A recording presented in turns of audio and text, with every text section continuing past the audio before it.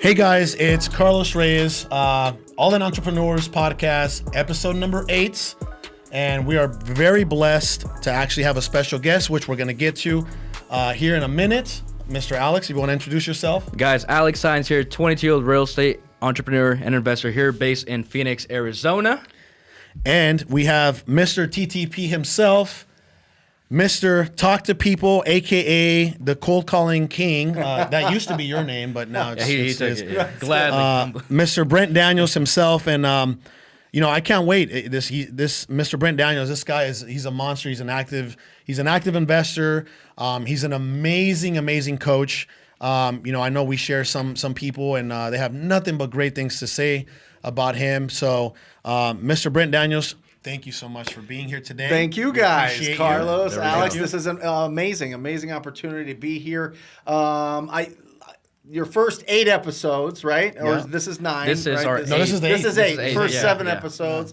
Bananas. I mean, I think it's been amazing. I mean, the social media, has just been all over it, sharing it more than any podcast or video that I've seen. It's picking up. Put it up. I mean, just incredible. Yeah. So I hope this isn't live, but if you're watching this on social media, make sure you share it because it's going to be, we're going to go crazy on this. And the second thing is, guys, here is the key. Do not just watch and listen to this. This is not entertainment, okay? This is for you to pull out. We got to talk about, there's a big difference between a growth mindset and a fixed mindset. Okay, a growth mindset is going to do like you guys do all the time. You're going to take notes. So I challenge everybody watching this, listening to this on the podcast, to find 3 things, just a minimum of 3 things that you are going to write down, that you're going to either take action on or something that you've learned. Because I truly believe if you're looking for things to learn from, you will find it. So get your notepads out. Get your notepads out. And quick, you mentioned something not too long ago. When it comes to a podcast and implementation, what was that you mentioned? So it's all about when you're listening to this. Don't be just a listener, you said.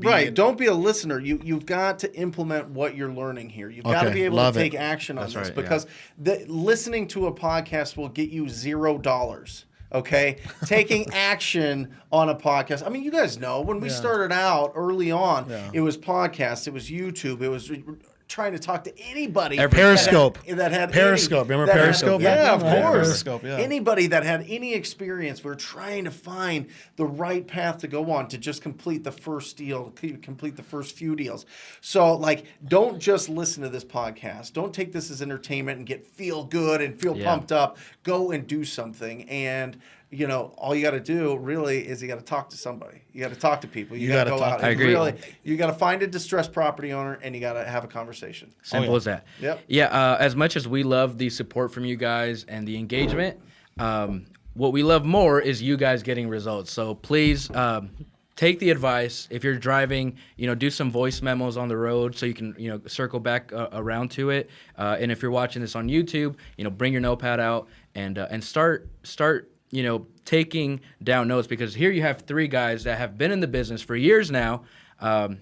You guys longer than I have. Well, actually, no, pretty close, yeah. But my point is, you have 3 experienced real estate wholesalers, real estate entrepreneurs that are here giving you guys free game. So please take advantage of that, guys. And real quick, I want to a few disclaimers. Yep. Anything that is talked about, whether it's cold calling, RVM, whatever, please seek legal action. Legal counsel. Legal counsel, right? Not action. Please seek legal counsel. Sure. Okay. So just make sure that we're not lawyers. There's a lot of marketing strategies out there that could be a bit invasive.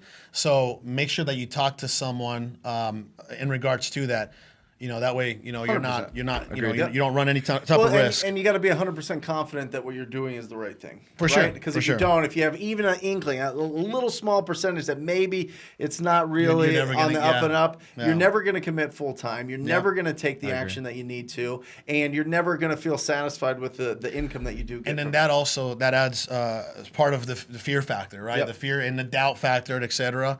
And then the other thing that I want to mention is I want to give a huge shout out to 1K Creations Embroidery for these beautiful mugs. Next day delivery mugs. So thank you to Leo and his wife, Kara, for bringing these mugs to us. Now we actually, what were we drinking? I had a Mickey Mouse cup. mug. Yeah, I had a Mickey Mouse mug last week. These are nice. So we're learning as we go. Thank you so much, 1K Creations LLC. Much love. Thank you for the urgency. And you know what? I think let's get into it. Let's get into the actually. The so meat. we're on the topic of taking action and not overcomplicating and doing what you learn. I want to bring this up because I think this is huge in our industry, especially when beginning. And this is super hard to say sometimes for me, but it's analysis paralysis. I think I got that right. You got it. Smoked it. Yeah, that was perfect. But that is a huge issue in this business of just overcomplicating and not doing. Like what would you say about that? How would I think what I wanted to try to get first is a story. I'm sorry.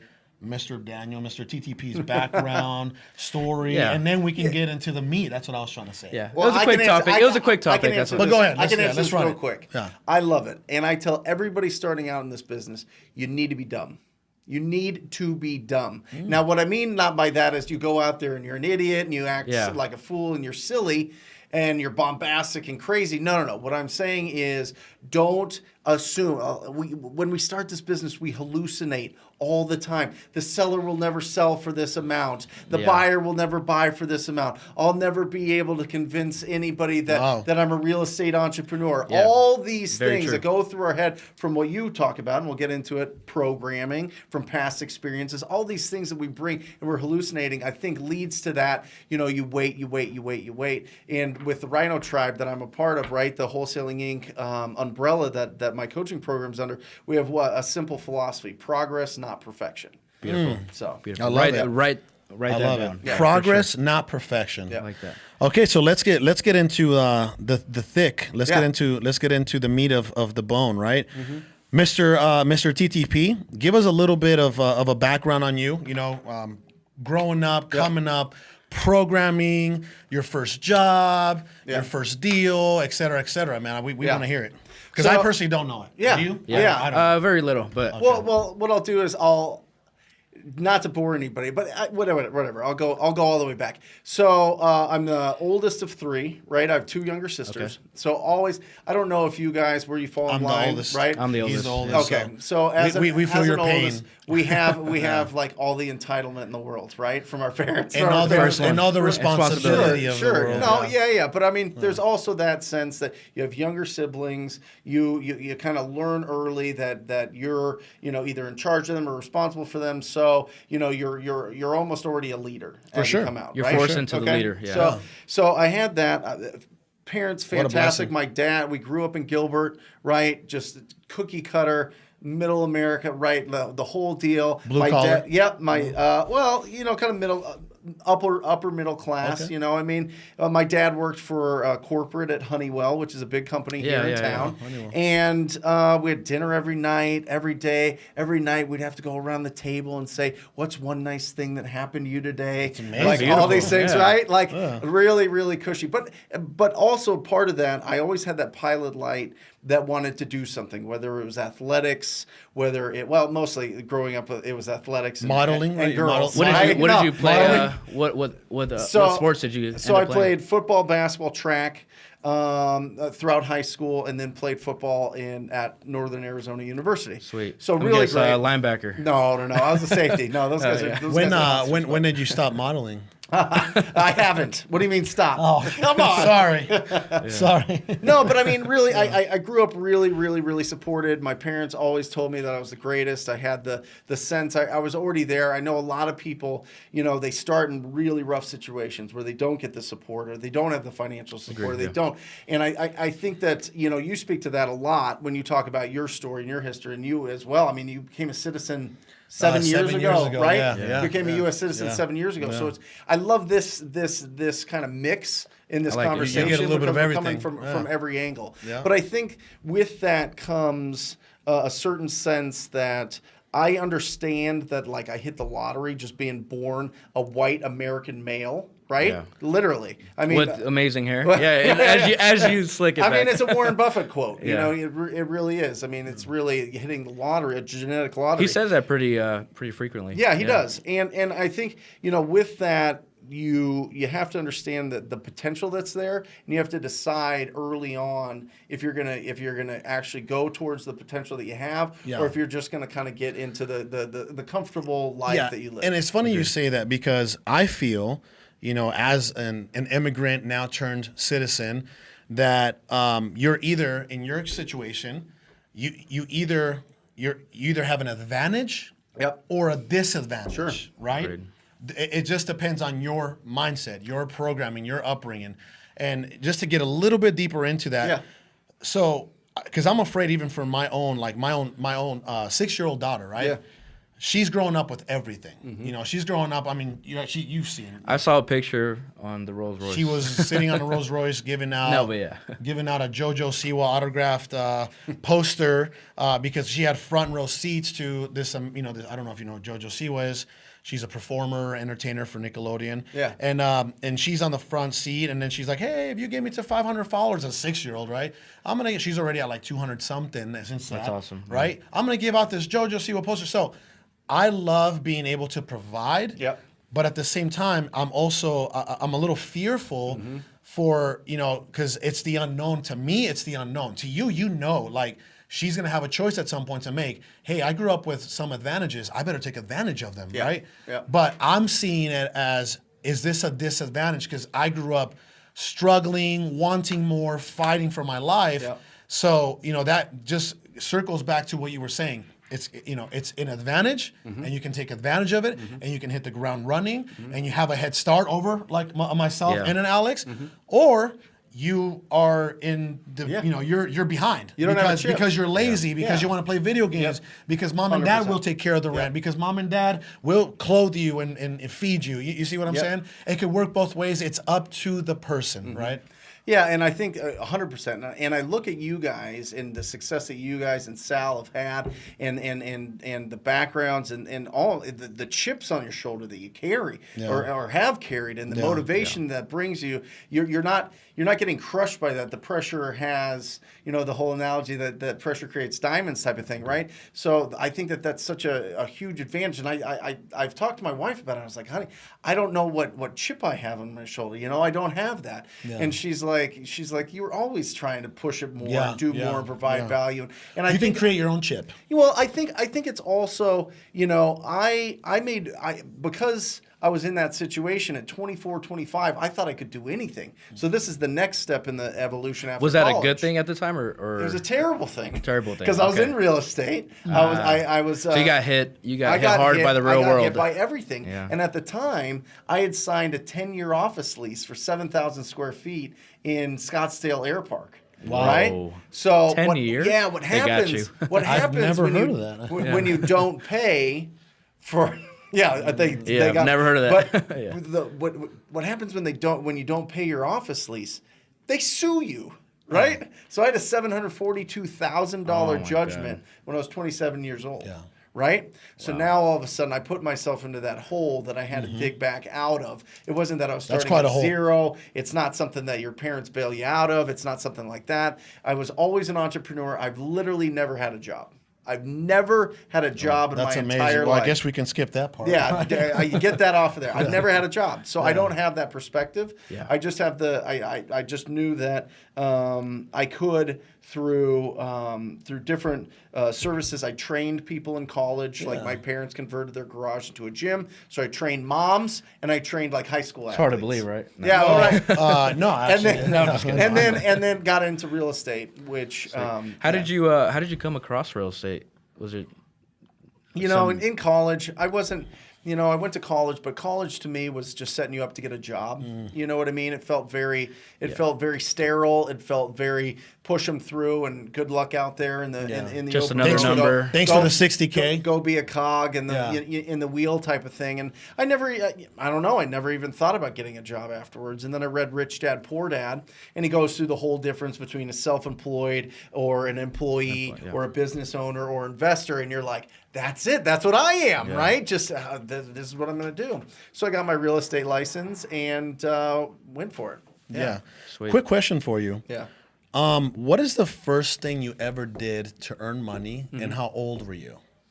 You might have to dig into the Good question. memory files. It was always the first thing early on was you get $1 for every A you get on your report card. Okay. Right? What did that do to you? No, 'Cause you know what? I have a 6-year-old.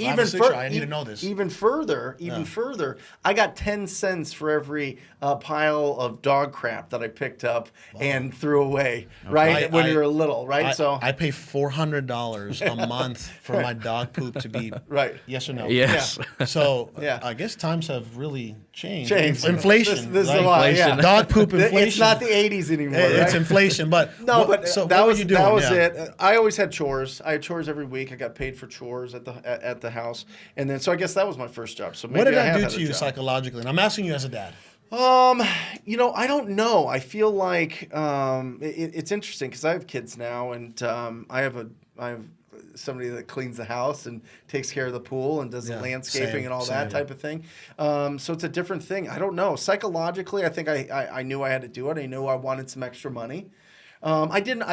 As I think back now, I don't think that it was like I'm earning this money or I'm doing something here. I think it was just you got to do it anyway. And Do you we're feel gonna like pay that that eliminated like instant gratification, like the expectations of receiving something?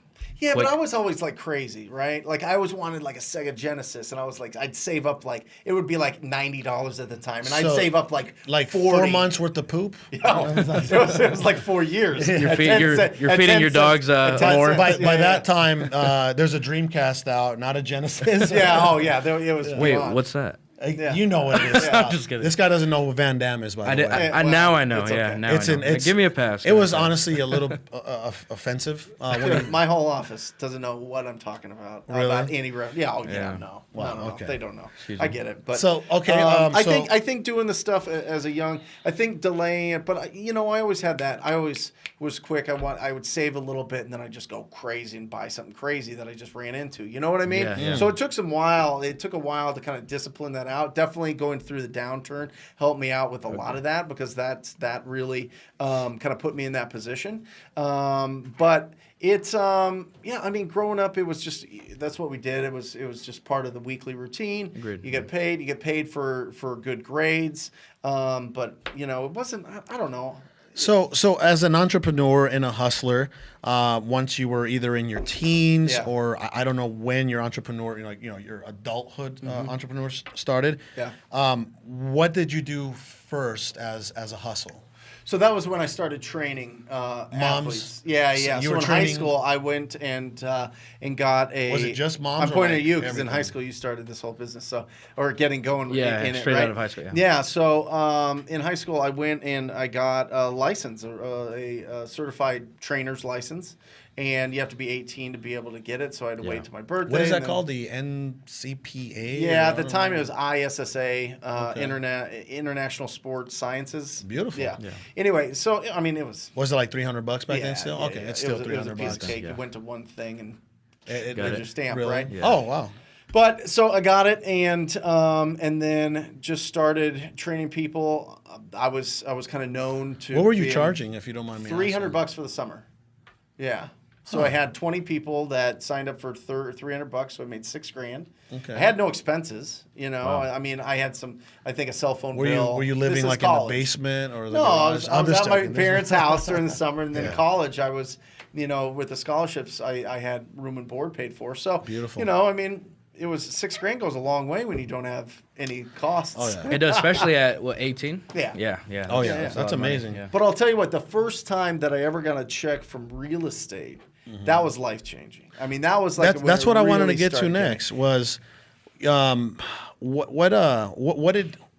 how did you get into real estate, and how long did it take you? I'm sure you evolved into what you are now. So if you want to just give us a quick brief. Well, I background. got my license in 2004, 2005. The market was going bananas. So, Yeah. I mean, everybody was buying and selling. So it was Yeah. very easy. The first year into it, I make six figures. I think I'm a genius. I went from $6,000 for a whole summer to like 100,000 my first year. And it was like, oh, I'm the smartest man alive. Like, I'm going to be so rich. I'm going to buy everything, right? The whole thing. And that's what eventually led me to opening up a brokerage and signing This a was, signing a 04, personal- 05? Yeah. Okay. Yeah, in 04 and 05. And then So you went all in. I win. I Yeah. did. Yeah. I went crazy. Yeah. Well, and it wasn't just that. The problem that I had was I wanted to replace myself too fast, and I didn't know enough to do it. I wasn't a good enough leader. I wasn't a good enough business owner. Yeah. I think that, people see your guys' business, and it's taken a while to be able to figure out what roles you're going, how to hire people, Yes. how to motivate Yes. them, how to lead them, how to Yes. make sure that they stay with you, Yes. or if they don't, you give them good. It takes a lot of failures. It takes a lot of 100%. failures. So something I was actually talking to my buddy Donnie Ruffin, who's a killer out in DFW over in Texas. Yeah. Is we were talking about leadership, and and I told him, I said, hey, look, man, I have 2 sales managers right now, right? I have a CFO, I have a chief financial officer, I have a sales manager, which is Tino, and then I have Adrian Salgado, which is another sales manager. And under them, they have all these massive teams. They have junior acquisitions, they have acquisitions. I said, I'll be honest with you, if I wanted to take a month off, I trust in their leadership. Sure. I trust in their leadership to be able to keep the lights on, keep the wheels turning. But see, people don't see how long that took. Yeah. Oh, you can say that now. I mean, but when you went there yesterday, you said, "Hey, this doesn't look anything like it looked like when I came the last time I came." Right? Which was like 4 months ago. 6 there months you go. ago, Yeah, exactly. 4 months is an eternity in real estate. And you know what? I'm not gonna lie to you. We have filtered through so many people. They've come, they've went. Have lost a lot of opportunities with those people. Sure. The cost of opportunity, it's very expensive to have the wrong team member in your team, right? Yep. We spent a lot of money on either salaries, commissions, whatever you want to call it, on the wrong people. But again, folks out there that do have already active businesses need to be patient. They need to be patient, and they just got to continue to trust the process, that it's going to get better if they continue to get better, Well, and I also think that you have to have self-awareness. I know a ton of people. I coach these people that are phenomenal at getting their own deals. Yeah. Phenomenal. Terrible business owners. That happens. And you know what? See that pretty frequently. Not only does that happen, but their income goes down. Now all of a sudden they have to get back into the seat of bringing it back up by putting themselves back in this. Like, if you have the self-awareness, it's okay. Listen, it's okay if you want to be a highly paid professional, right? Yeah. LeBron James is a highly paid professional. Yes. He doesn't own the Lakers. Right? Yeah, right. Okay, he owns a bunch of other things. But what I'm saying is doctors, highly paid professionals, attorneys, highly paid professionals, Yes. real estate agents, highly paid professionals. Yes. Not everybody is made out to be a business owner. Yeah. So I think you need to really look and say, you know what? Is it I never okay? thought about that, by the way. Is I never thought about it that. okay if I make $400,000 for my family? Yes, I'm out there hustling. Yes, I'm out there doing it. Yes, it's me, but I'm building these skills. I'm consistent. I'm very good at this. I'm happy. I don't have to manage people. I don't have to recruit them. I don't have to train them. All I got to do is get on the phone when leads come in, talk to them, have quality conversations with distressed property owners, And do what you do. close And do what you deals. do. Do what you Yeah. do. Right? Yeah, absolutely. So, I mean, it really just depends on who you are and having the self-awareness. Yeah, awareness is definitely key. I know that Go real ahead. quick. I know that I was in the business by myself because I didn't feel like I was ready. For yourself. I was 18. By yourself, for yourself. By myself, for Sure. myself. Yeah. And I was a highly paid professional. Yeah. And for a year and a half, and then I made my first hire. Right. But it was definitely a process. Like, my thing is, like, I mean, when it comes to, let's relate it to, like, football. You played football in high school and college. Yeah. You have to learn, the drills and, Yeah. and how to read, certain plays before you teach, the guy behind you. So for me, it was the same thing when it came to real estate, like, learn the process before you delegate the process, Absolutely. right? Learn every seat. Yeah. Learn Well, and every you have seat. to have the skills. You have to build the skills, to build Yeah. that toolbox that you can go to. And also, you could be the best receiver, best running back, best linebacker, and a terrible leader. That's right, yeah. You can be. You know And- what I and mean? Real quick, and just to bring this up, you want to speak about how you and Sal complement each other, and you guys are self-aware of seats and roles? Yes. So, That's key. and you know what? And this isn't because I want to focus a lot of time on Brent. I'll just be very quick about this. Sal and I, we definitely complement each other. right? He is what I'm not, and could I learn that stuff and work at it? Yeah, I can, but it doesn't come organically. It doesn't come easy to me. Yep. And I do things that he doesn't, and it comes organically and easy to me. We all have our gifts, right? We all have our gifts, and he compliments my lack of gifts, and I compliment his lack of gifts, and it makes a very powerful partnership, right? Yeah. I definitely would not be where I am if it wasn't for Sal having his mindset and skill set. But back to the leadership thing. See, if you're a killer, just like you were saying, if you're let's just say you're a killer acquisition guy, right? Yep. Killer acquisition, Sales. you're getting deals after deals, you're making a killing. Well, start dedicating some of that time and money into leadership programs, right? Mm-hmm. There's nothing out there that you can't learn these days. Yeah. Right? Okay, you want to learn how to publicly speak? You go to Toastmasters, right? Toastmasters has this thing. You see what I'm saying? Yeah. You want to, and you're making, let's just say Mr. Brent Daniels is a terrible leader, but he's a great real estate acquisition guy, killing it.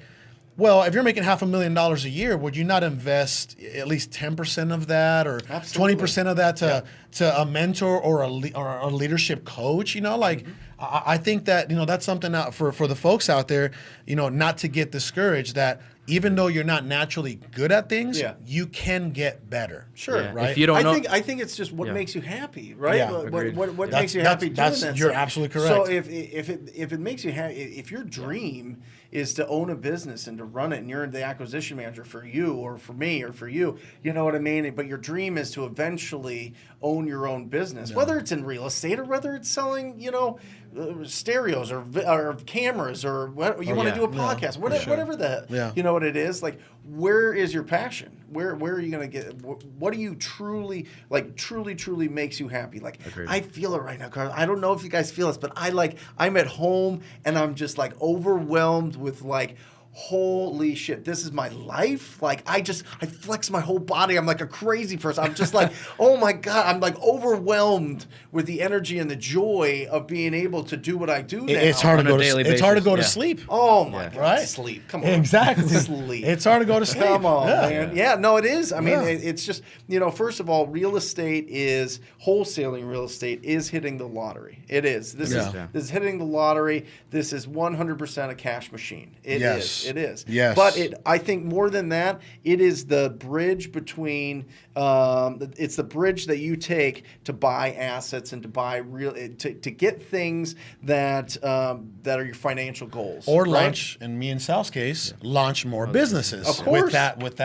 With that That's quick it. nickel, right? It's an asset, Yeah. right? Yeah. But I mean, how fortunate are we that we get to wake up every day and talk to distressed property owners, solve their problem, which is this property that's weighing them down, and then all of a sudden, and also on the flip side, you get to provide an opportunity to a buyer that's going to feed his family by flipping a house. Oh, yeah. It's a or win-win. renting a Yeah. house or doing. I mean, it's a phenomenal Win-win-win. go-between. Yeah. For sure. And real quick, I wanted to go into, now that you touched on the subject of wholesaling. Mm-hmm. When did the wholesaling start? For we know you were a realtor. Yep. We know that you had your brokerage. You dove super deep into a 10-year lease. It hit the fan. Yep. It hit the fan for you.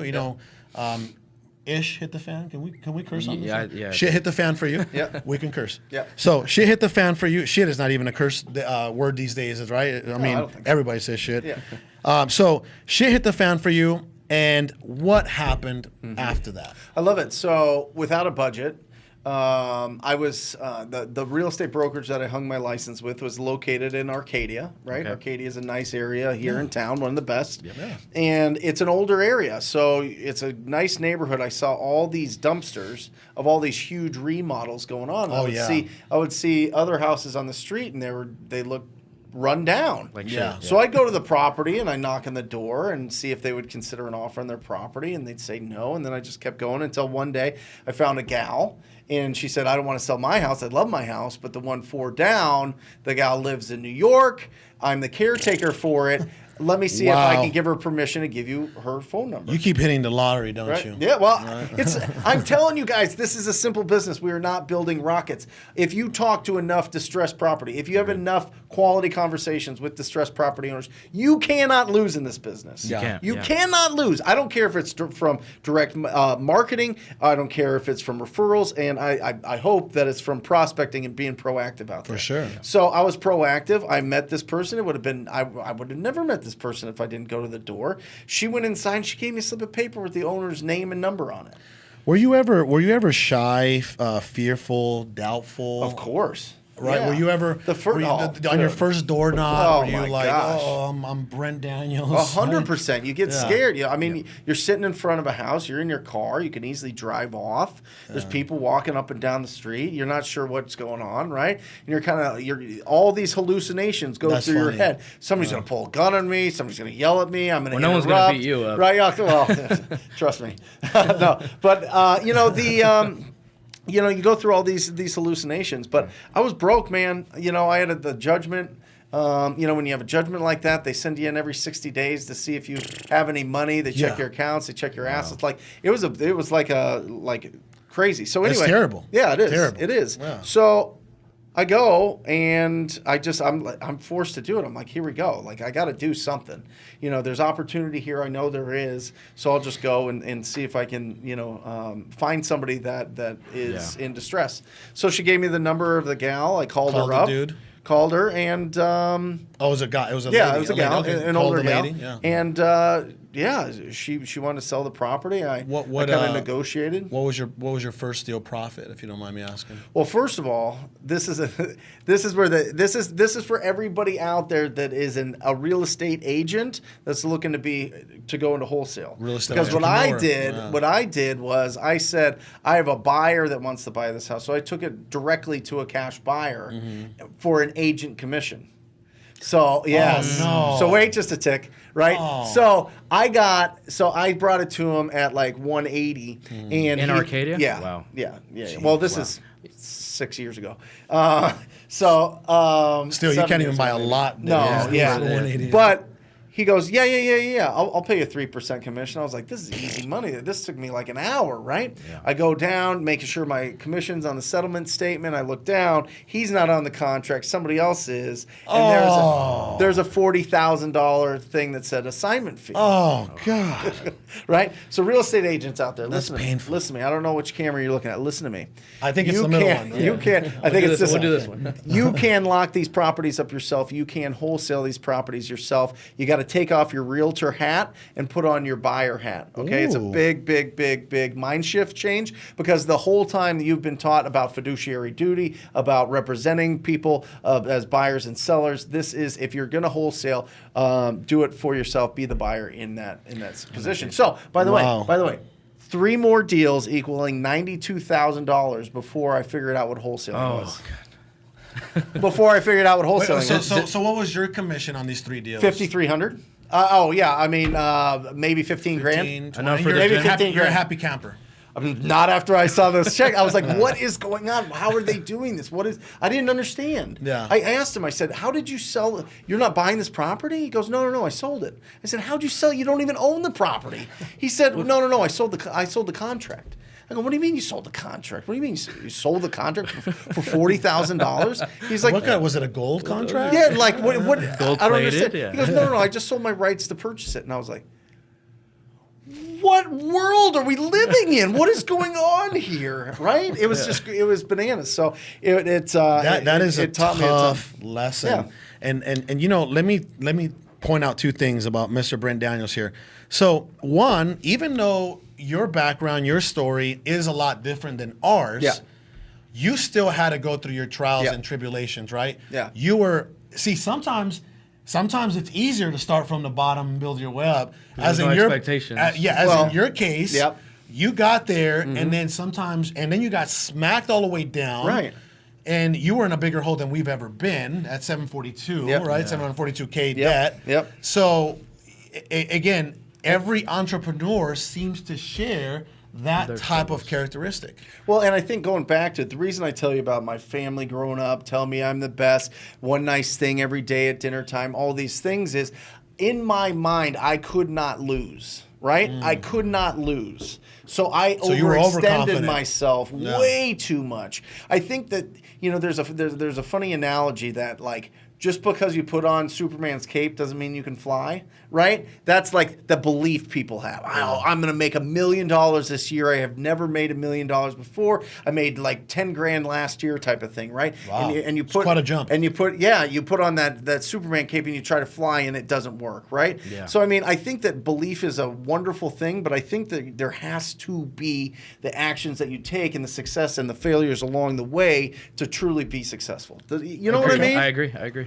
Okay. Yeah. So that was the first thing I wanted to point out. And then the second thing that I wanted to point out was I wanted to talk about realtors. Yep. Right?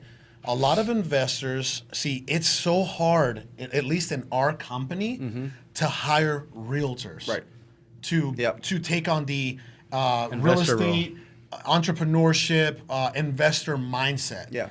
Why? Because 9 out of 10 of them cannot take that hat off. Right. They cannot take I'm going to make my commission. Yeah. I'm going to list this property. Right. That's just like that. That is their nature. Mm-hmm. So that's why we have a really hard time hiring realtors. We have one realtor that works with us, and he never really got going on the realtor side. Mm-hmm. But every single realtor that we've ever had that we have tried, it just never worked out. Yep.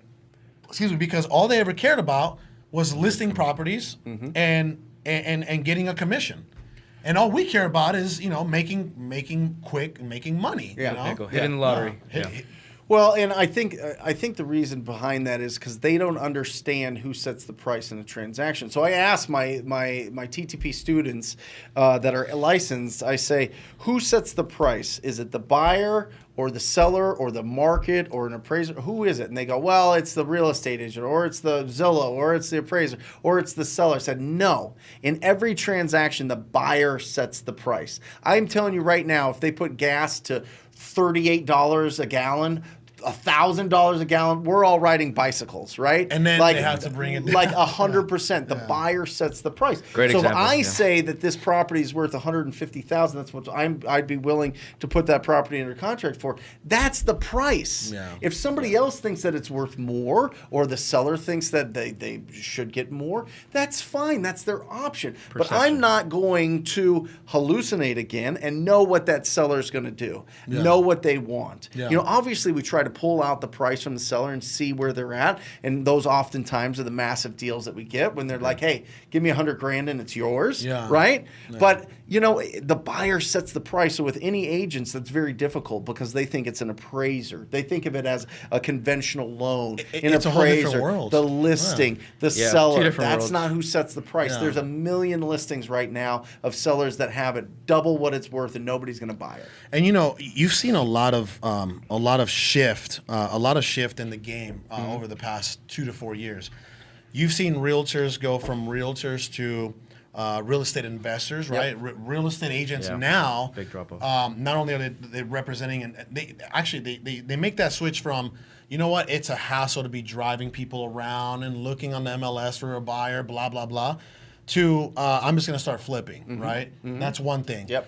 Then you've also seen investors that realtors like yourself back in the day used to represent, cash investors. Now the cash investors have turned into wholesalers. Mm-hmm. You see what I'm saying? Like there is like massive shift going on. People are cycling and switching off. Yes. Like crazy. Well, I think people are just following the money. There's just a lot of opportunity and a lot of big checks that you can make from wholesaling, especially if you keep your costs low, especially if you're prospecting. You guys started out with cold calling. I started out with cold calling. I mean, I know you did, right? I did, yeah. And you I guys saw bandit signs. Right. Yeah. My first deal came from a bandit sign in Maryville, and it was a $5,000 assignment fee. I did.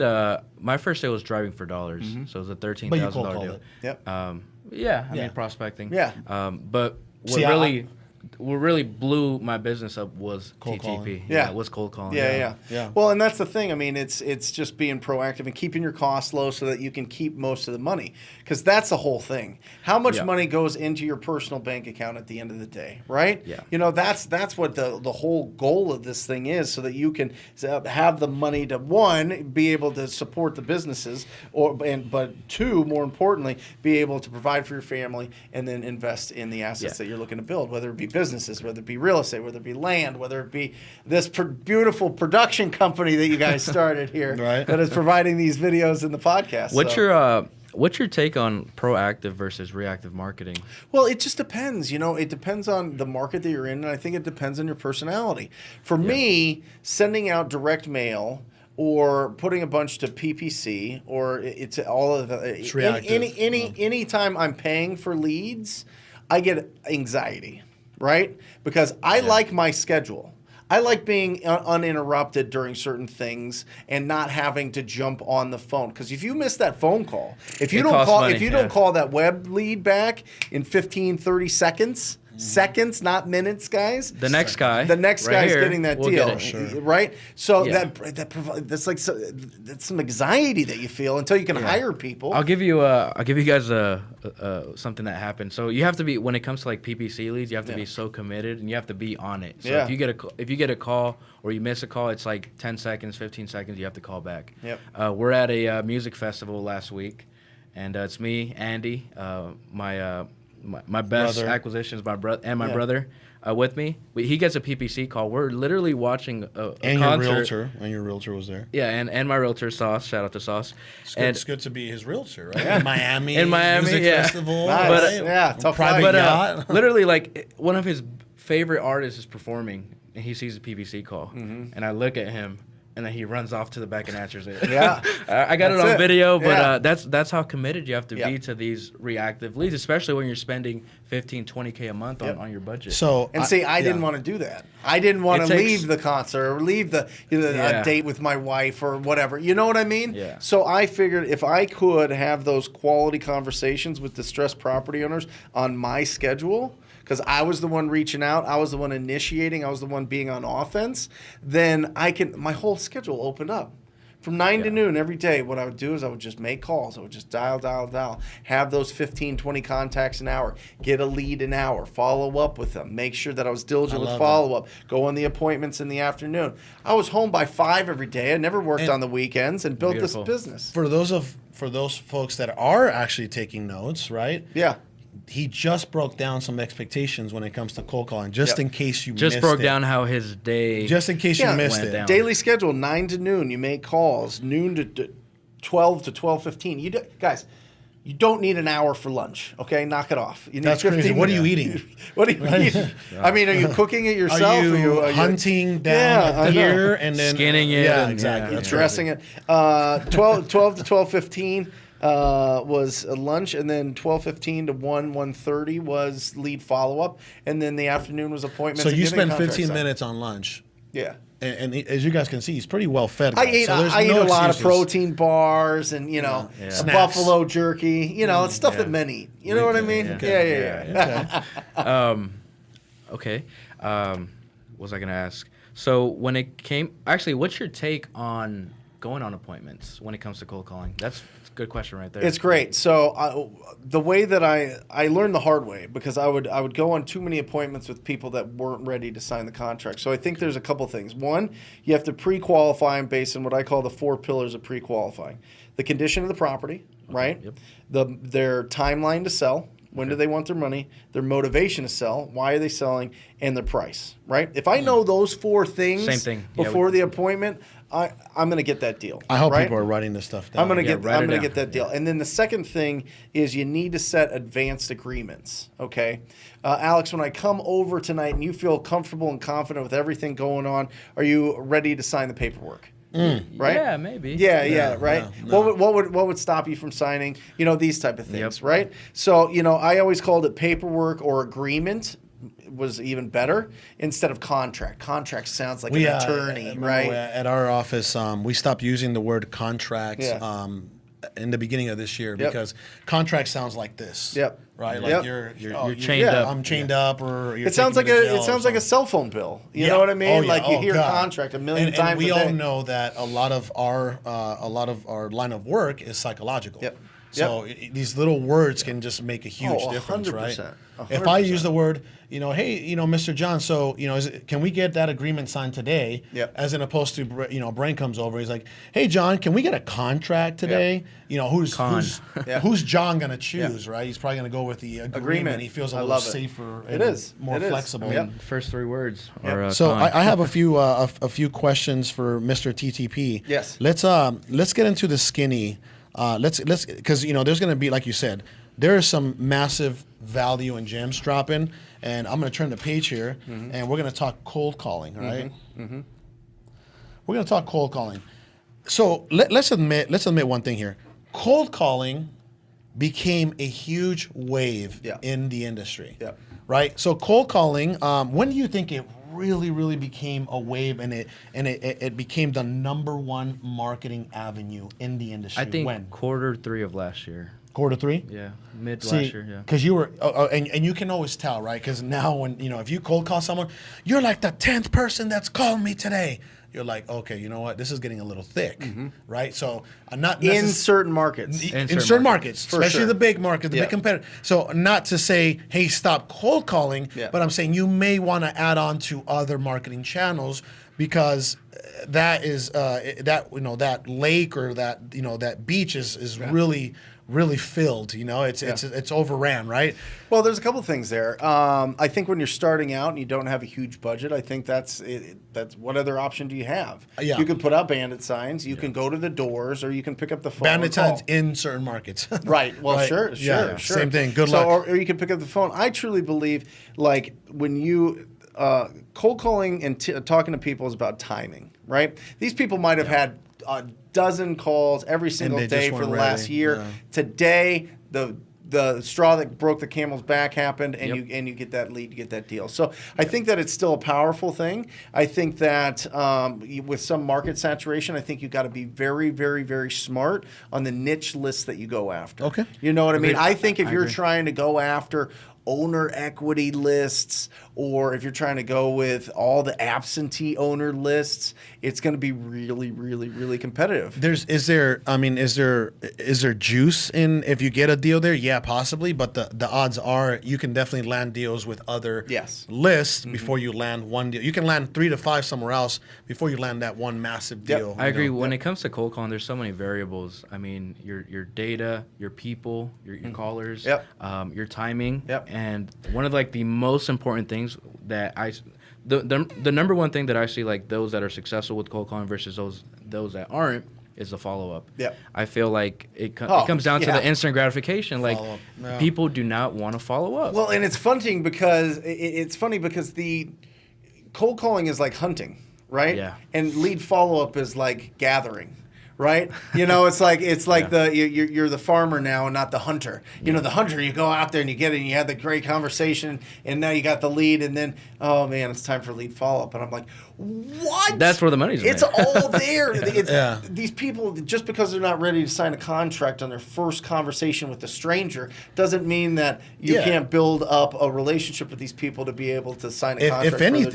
If anything, the follow up should be easier than the cold call. 100%. Right? It should be easier. 100%. The problem is, in my experience, my TTP students are getting too many leads, too many unqualified leads, because they're not qualifying them hard enough that it hides the really good leads. So what happens is they have this huge amount of leads in front of them, and they're saying to themselves, "I'll never get through this, man. Like, what am I supposed to do?" And so they don't do the lead follow. They almost get stuck in the, it's not fight or flight, it's that freeze, right? They just freeze up and don't do it. I dealt with that issue my first year. We were getting a ton of leads, and a lot of them were unqualified. And you started thinking, like, my first thought was like, okay, I need to hire more people, more acquisition managers. I did that, and it didn't make an impact on revenue, because the main issue was qualifying them. And once you qualify them, I didn't necessarily need to hire another acquisition manager. Yeah. 100%. I mean, to go out on an appointment before they're unqualified, you're just spinning your wheels. Agreed. You know, just come out and see the property. We get it all the time. We get it all the time, right? Yeah. Come out and see the property. Come out and meet me. You know, I'll show you around. I'll show you about the property, and then you're just like, you get excited. Yeah. Because when you make a lot of and talk to a lot of people, you get a lot of rejection. So if somebody doesn't reject you right off the bat, you get so excited. You're so enthusiastic. You're like, this could be the one. Yeah. This could be the one. And they want, you know, $20,000 over Zillow. The property's in pristine condition. Then you're just disappointed. You know, they're retired crushed. like professors or something. You know what I mean? You're like, So go ahead. I just want to mention this, like follow-up should be something that you guys become obsessed with. Yep. Like one of the biggest wholesale deals that we've done was $93,000, and it took 61 follow-ups. 61. That's 61. I remember that one. 61 call Was that attempts. Tempe, yeah, 61. on Manhattan Road 61. or Drive. 61 follow-ups. Jesus. So it took. It was an 8-month period of 61 calls. Is it probably worth it? 30 plus Right? Is it worth conversations? it? Can you open that so I can do some math real quick while you guys keep talking? You want 61 follow-ups. 61 follow-ups. $93,000. And the beautiful thing is, like, we got the $1,524 per follow-up that you per made. call. Yeah, per call. that's nice. I would call you all Why day. not? Yeah. Call me 10 times. You just made 15 grand. Yep. And that's what it takes. And I mean, the beautiful thing is, like, I remember Andy came in like super excited to the office because he's like, it was so easy. Like on the 61st call, he called him and the seller's like, "Hey, Andy, how's it going? I'm ready. Yeah, I'm ready." Right? He's like, wait, and he's what? like, and then we offered 170 8 months prior. He's like, you know, can you do 180? The house is worth 400. Yeah. And Market we increase. can make that work. And Yeah. we got it under contract on Monday, and then on Friday we closed.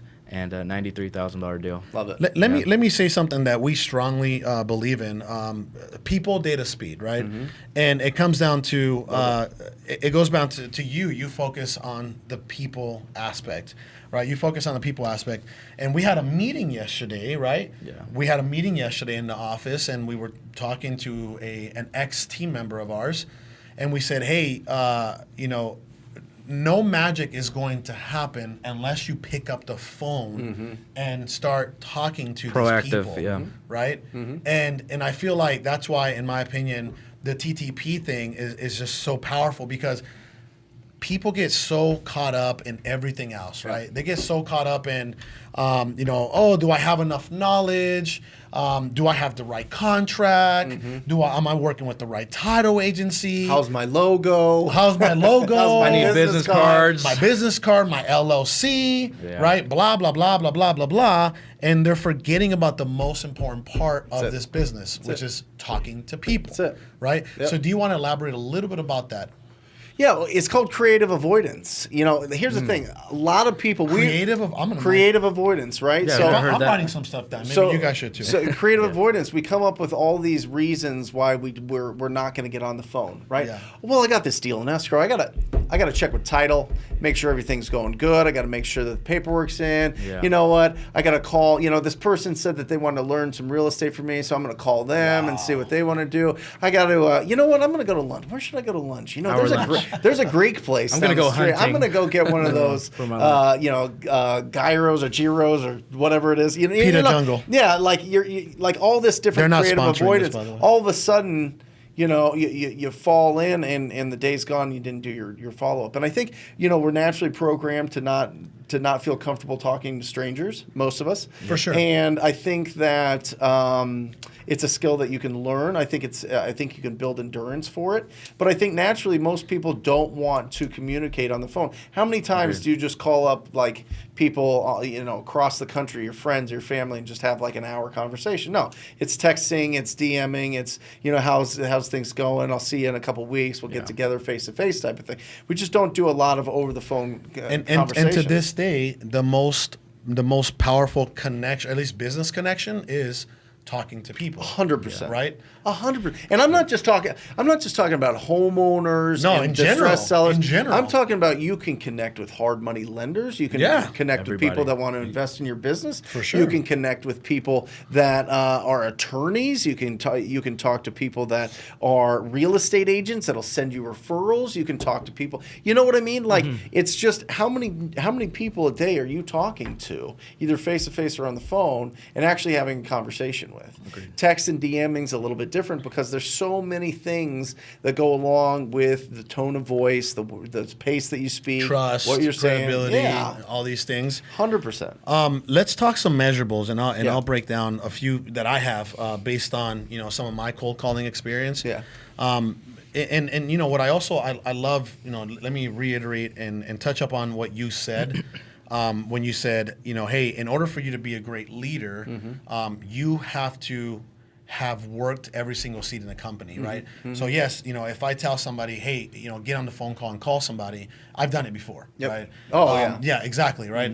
Hey, try to close this deal, go to this appointment. I've done everything from, putting out bandit signs, cold calling, acquisitions, dispositions, transaction coordinator, you name it. I've done it. Every single little moving part in the business, I've done it. Agreed. So measurables, one thing that people need to focus on, by the way, I don't know, I started with Mojo a few years ago when I was cold calling, and then we went to Whitetail, and then we went to allindialer.com through ZenCall. Especially it's, and you can go, if you go to allindialer.com, you can compare Mojo to ZenCall, and you'll see that ZenCall is not only more efficient, but more effective. It does give you an edge. But I'll say this, no matter what system you're using, your contact ratio has to remain over 10%. Yeah. Right? Yep. And then I would say that the first time through a list. Okay. The second time through the list, it drops down. Third time through the list, it drops down. Fourth, fifth, it also sixth. depends on the list. There's a lot of niche lists that you might be happy with the 5%. Contact rate. Depending on the way. So we're talking general. In general, if you have the budget for it, right? Because obviously, if you keep recycling a list, it's gonna drop. But if you have the budget to stay above that contact ratio, that is already an advantage over the next person. Okay. Another thing, just like you mentioned, in my opinion, if you're doing in an hour of dialing, of straight dialing, in my opinion, depending, like if you're using like a 4-to-1 dialer or whatever it is that you're using, I think that you should be reaching anywhere from 600 to 1,000. Making that many dials. That's how many dials should be made, depending on the system you're using, right? 600 to 1,000 dials per hour. Per hour? Per day. Per day. I'm like, that's a lot. 600 to 1,000 dials per day. Yeah. If you're working a 6 to 8 hour period. I thought you had AI bots. Sorry. So that's another thing, because people, I talk to people sometimes and I'm like, hey, how many cold calls did you make today? I made 50. We're like, dude, like somebody else just made 600 today. Like, who's going to get the deal first? Who's going to get to that person first? People, data, speed. So I love that. Some more measurables, like you said, one lead an hour, right? So if you dial, let's just say you dial 600 to 1,000 dials in a day, 6 to 8 hours a day, would you say that it's very logical to say that you should have between 6 to 8 leads that day? Yeah, it depends on the list. Market. It depends on the market and the list, for sure. In Phoenix, we've got, it's competitive. So you got to get more niche. So if you're trying to get that out of, the absentee owner list, it's just not going to happen. Yeah. If you're trying to get that on calling vacant land, yeah, bro, come on, giving gems. Come on, you know what I mean? Like all these different things, or something that's on the outskirts, or maybe something that's in a little bit different of a market, a little bit not something that's across the country. But I know that you guys are in multiple markets, but something that's closer. You know what I mean? Yeah. And I don't want to discourage anybody that's in a big market that's starting out and they're making calls and doing things. You will still find it. You still have things in your favor. Like you said, timing, right? That's right. Timing, and I'll give you a small example, and I know this hurts the bottom of your core. Do you remember that burned property by Otis? That doesn't hurt. But Okay. Yeah. So got over that. Why don't you explain to him what happened? Because you and me were in Dallas during that time. Yeah. So this was my first year in real estate. Yeah. Thanks.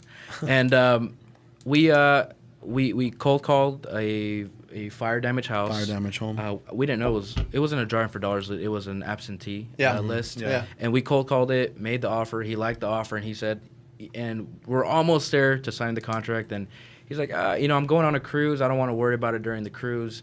Call me call me in 2 weeks. Yeah. And, ARV 170, by the way. Yeah. And he was trying to sell about for 32, 33. 30, 40, yeah. Yeah. And not a bad deal. He didn't want to sign the contract, so he was going on the cruise. The agreement? The agreement. Contract at the time. I was 1 year in. Yeah. He didn't want to sign the agreement. He's taking us back. Yeah, he's taking us back. It was 2016. It was your first year, so yeah. 2016. Give me some slack now. Okay. And it was in our follow-up, and Adrian, Exotic Adrian. Exotic Adrian. You can look at you can look him up on Instagram at Exotic Adrian. You're gonna be amazed about what you find. It is what is that when you're 17? It's a rated R, right? Rated R. Rated R. Rated R. So NC-17. NC-17. At Exotic Adrian. At Exotic Adrian. NC-17 for sure. Yeah. Okay. And he called. I want to say a day before he left to the cruise, and he signed the contract. That day, it was timing, and he signed for 32 and you guys made 40, 50K on it. Overtime. No. To the SRP. No, we made more. Oh, well, thanks. No, I'm glad. So this is what happened. We bought it for around 33, and we sold it to SRP for 100, I think. For 100. Yeah, we made like what was that, 67,000. So we were all timing. We were gonna rehab this deal, right? Yeah. Because there was so much meat. Yeah. So much meat, and we had already. Remember, we had already started, put up studs and everything, framing and stuff, right? We had already put that up, and then SRP comes by. God's grace, right? The SRP comes by and, hey, who owns this property? Oh, this is boom. My project manager at the time gives him our info. He says, hey, this is SRP, and we're very interested in this property. And we're like, what are they getting to the business? Because it seems like everybody else is, right? Zillow and God, it just goes on and on. So SRP, I'm like, okay, so what's going on? What are you going to do? Are you going to rehab this property? No. We're looking to extend the well. Yeah. We have a well right near the land, so we're looking to extend the well, and we don't want interrupt. I mean, SRP, hit the lottery twice. And then we're like, okay, well, let us think about it. Me and Sal were like, oh yeah, you know what I mean? Like, we got this. Yeah. And then we started going back and forth, and then we sold it for like 100,000 and made a killer deal out of it. Yeah. They teased me for months. They teased me for months. As you can see, I think he's teasing you now. As you can see, yeah, he's getting his joy. It goes back to no. It goes back to what more. He did. Rewind and watch his expression there. It goes back to what you were saying.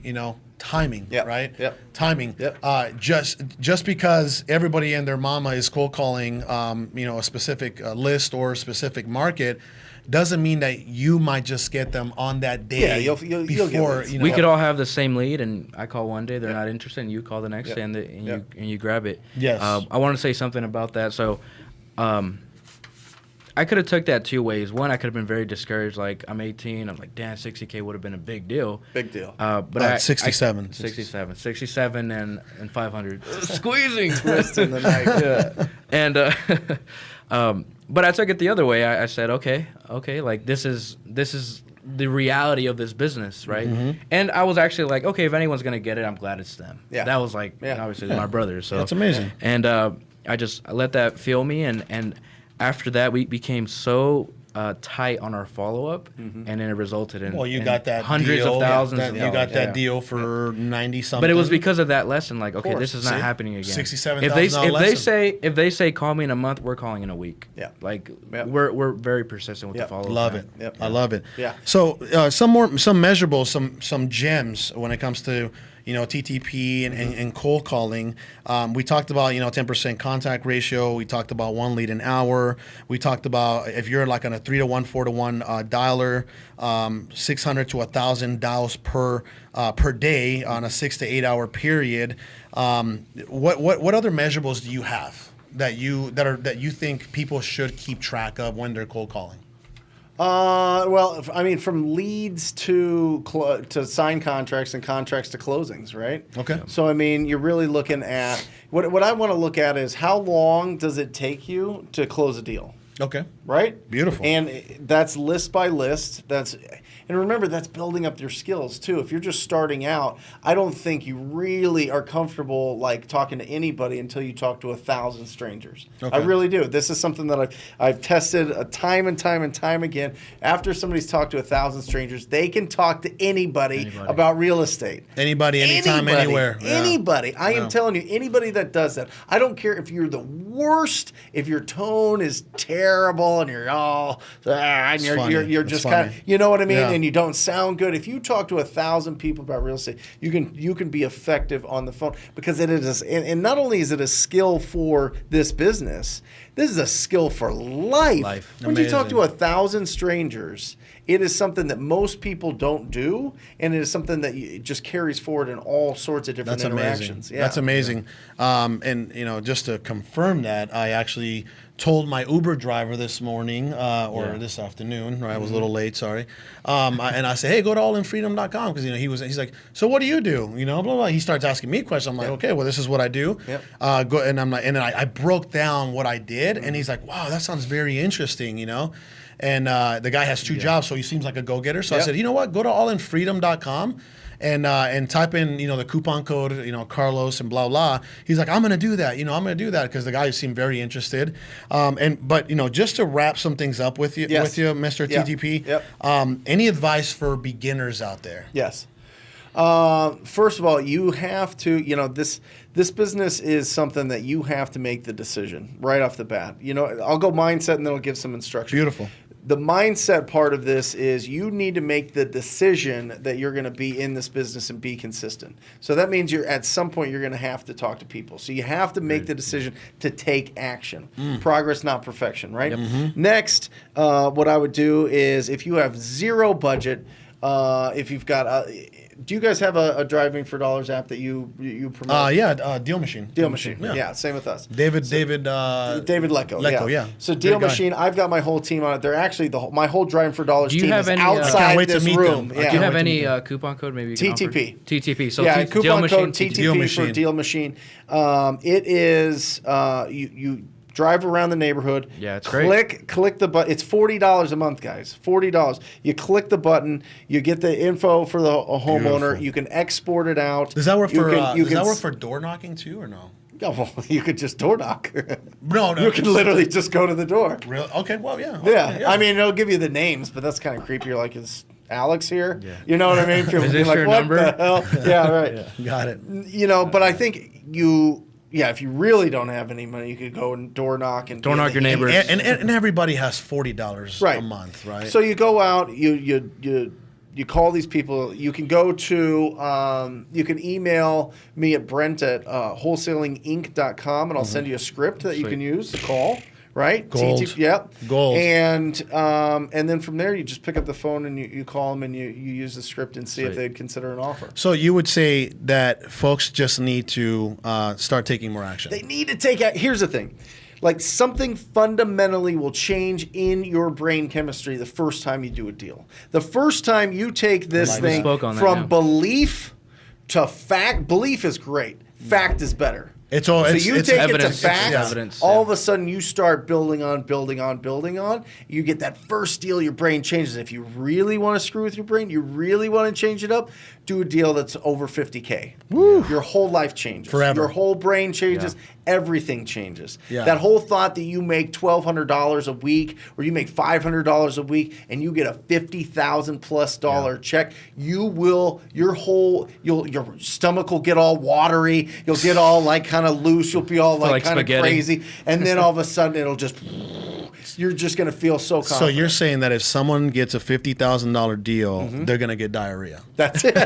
Okay. Maybe. And you know what? They're not going to feel bad about it. They just 4 years ago, if I saw a $50,000 check, I would shit myself gladly. Right. I would have enough money to go buy myself some Versace drawers after that. Right. Some diapers. Right. That's it. Some diapers. So that's my advice to you is be proactive. Get the phone numbers for property owners. Call them up with the right and have the right conversation. Get your first deal, change your life, and then go get a $50,000 deal. and Do it really again. change Do it again. And just So I hope that was written down by you guys. Yeah, please. I hope you wrote down a lot of things. So, do me a favor. How can folks reach you? How can they? They find Instagram. you? Instagram's Brent Daniels _TTP. Pretty easy. Okay. YouTube channel Brent Daniels Real Estate. Really easy. Go check that out. Put 3 videos out. This will be on my channel as well. So 3 videos. love it. Oh, they're already watching it. three video. Maybe they're listening to it. 3 videos a week. Go on that. If you're looking to join the TTP program, want to find out more about my coaching program, it is wholesalinginc.com/TTP. Scroll Love it. down I love and it. check out all the testimonials. Check out what the program's all about. If it's the right fit, love to work with you personally. We 1,000% co-sign on We Mr. co-sign TTP. for sure. So Thank you. Mr. Brent. definitely. Yeah, this has been great. Definitely a I feel pleasure. like we could do this for the next couple hours. We can. could. We We can. could. I think we'll we'll have have to run it to back. we'll have to collect some questions that the audience has. Yeah. And You then want- and you then wanna wrap it and up for us? then Run it back. run it back for Yep. take 2. Yeah, I love it. But guys, thank you so much for staying this long. We are about an hour and 10 minutes in. Awesome. So it's greatly appreciated. By the way, guys, June 7th and 8th, literally less than 2.5 weeks. If you're listening to this, we are throwing an event June 7th and 8th, which Mr. TTP will be there to shut down the house and make your head exploding. And like he likes to say it, go bananas. Go bananas. Yeah. But guys, June 7th and 8th, allinfreedom.com. And what is the coupon code? For him. For him. Okay, so the coupon code is going to be just Brent. Isn't it- TTP? It's TTP. TTP. Coupon code, guys, is going to be TTP. So allinfreedom.com. Just insert the code TTP and receive a very hefty discount. And as usual, guys, thank you so much for watching. We're signing off. Catch See you next week. Yes, sir. Let's go. Thank you. All right. Sir. That was great. Beautiful. Yeah. That was fun. Nice.